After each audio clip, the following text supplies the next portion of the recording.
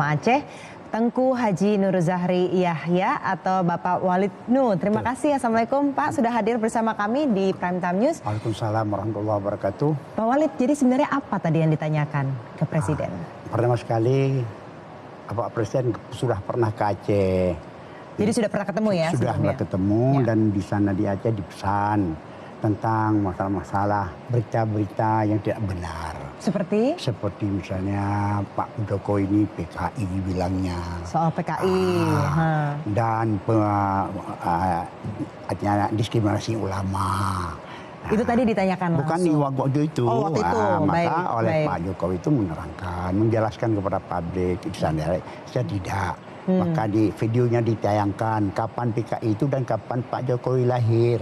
Lahirnya 61, PKI-nya 65, kan nggak mungkin berita PKI itu. Iya. Begitu juga sama saya lain.